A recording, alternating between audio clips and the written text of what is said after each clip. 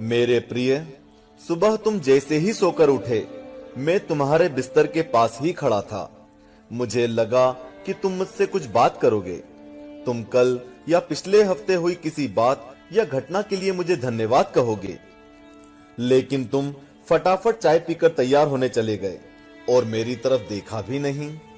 फिर मैंने सोचा कि तुम नहा के मुझे याद करोगे, पर तुम इस उधेड़बुन में लग गए कि तुम्हें आज कौन से कपड़े पहनने हैं।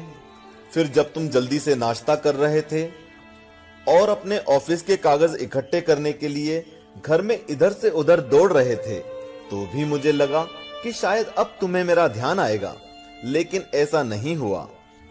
फिर जब तुमने ऑफिस जाने के लिए ट्रेन पकड़ी, तो मैं समझा कि इस खाली समय का उपयोग तुम मुझसे बातचीत करने में करोगे, पर तुमने थोड़ी देर पेपर पढ़ा और फिर खेलने लग गए अपने मोबाइल में, और मैं खड़ा का खड़ा ही रह गया। मैं तुम्हें बताना चाहता था कि दिन का कुछ हिस्सा मेरे साथ बिताकर तो देखो, तुम्हारे काम और भी अच्छी तरह से होने लगेंगे। लेकिन तुमने मुझसे बात ही नहीं की। एक मौका ऐसा भी आया जब तुम बिल्कुल खाली थे और कुर्सी पर पूरे 15 मिनट यूं ही बैठे रहे, लेकिन तब भी तुम्हें मेरा ध्यान नहीं आया। दोपहर के खाने के वक्त जब तुम इधर उधर देख रहे थे, तो भी मुझे लगा कि खाना खाने से पहले तुम एक पल के लिए मेरे बारे में सोचोगे, लेकिन ऐसा नहीं हुआ। दिन का अब भी काफी समय बचा था। मुझे लगा कि शायद इस बचे समय में हमारी बात हो जाएगी, लेकिन घर पहुंचने के बाद तुम रोजमर्रा के कामों में व्यस्त हो गए। जब वे काम निपट गए तो तुमने टीवी खोल लिया और घंटों टीवी देखते रहे। देर रात थककर तुम बिस्तर पर आ लेटे। तुमने अपने पत्नी और बच्चों को शुभरात्रि कहा और चुपचाप चादर ओढ़कर सो गए।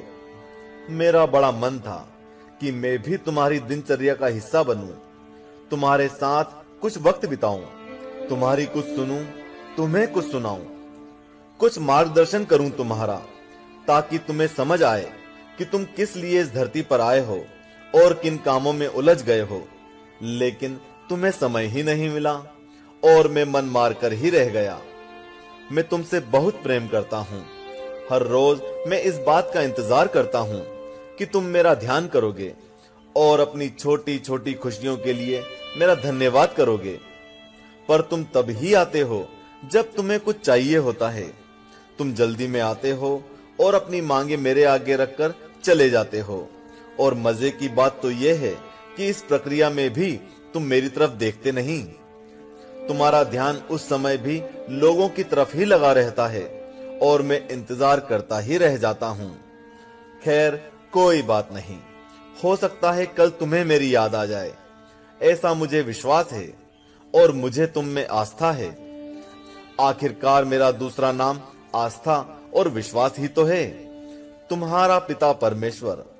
चूंकि हमने इस वीडियो का टारगेट 1 लाख लाइक्स रखा है, तो बिना देरी किए लाइक का बटन दबा दें और कमेंट बॉक्स में हरिओम लिखें। जय श्री कृष्णा।